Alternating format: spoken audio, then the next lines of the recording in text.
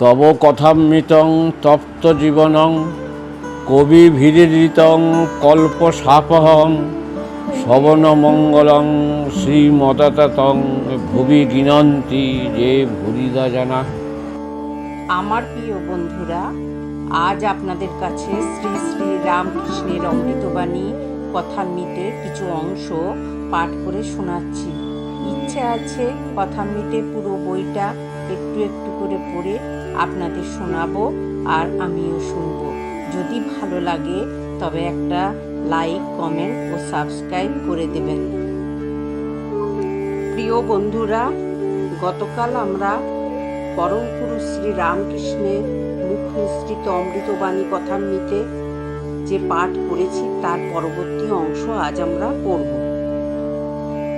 Master অবাক হইয়া এই অদ্ভুত চরিত্র দেখিতেছেন, ভাবিতেছেন ইহারই কি পূর্বদিনে সমাধি ও অদিষ্টপূর্ব প্রেমানন্দ দেখিয়াছিলাম?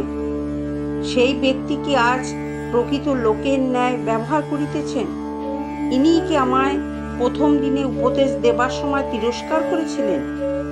ইনিই কি আমায় তুমি কি জ্ঞানী বলেছিলেন? ইনি কি সাকার নিরাকার দুই সত্য বলেছিলেন? ইনি কি আমায় বলেছিলেন যে ঈশ্বরই সত্য আর সংসারের সমস্ত অনিত্য? ইনি কি আমায় সংসারে দাসীর মতো থাকতে বলেছিলেন? ঠাকুর শ্রীরামকৃষ্ণ আনন্দ করিতেছেন ও মাস্টারকে এক একবার দেখিতেছেন। দেখিলেন তিনি অবাক হইয়া বসিয়া আছেন। তখন রামলালকে সম্বোধন করিয়া বলিলেন, দেখ, এর বেশি উমের কি না, তাই একটু গম্ভীর। এরা এত আনন্দ করছে কিন্তু এ চুপ করে বসে আছে। মাস্টারের বয়স তখন 27 বছর হবে। কথা কইতে কইতে পরম ভক্ত হনুমানের কথা উঠিল। হনুমানের পট একখানি ঠাকুরের ঘরে দেয়ালে ছিল। ঠাকুর বলিলেন, দেখো হনুমানের কি ভাব, ধন মান দেহসুখ কিছুই চায় না, কেবল ভগবানকে চায়। যখন স্ফটিক স্তম্ভ থেকে ব্রহ্মাস্ত্র নিয়ে পালাচ্ছিল তখন মন্দোদরি অনেক রকম ফল নিয়ে লোভ দেখাতে লাগলো। ভাবলো ফলের লোভে নেমে এসে অস্ত্রটা যদি ফেলে দেয়, কিন্তু হনুমান তো ভোলবার ছেলে নয়। সে বললে, আমার কি ফলের অভাব? পেয়েছি যে ফল জনম সফল, মোক্ষ ফলের বৃক্ষ রাম হৃদয়ে, শ্রীরামকল্প তরু মূলে বসে রই, যখন যে ফল বাঞ্ছা সেই ফল প্রাপ্ত হই। ফলের কথা কই ও ফল গাহক নই, যাব তোদের প্রতিফল যে দিয়ে। বন্ধুরা, আজ এই পর্যন্ত। আবার আমরা আগামীকাল পড়ব।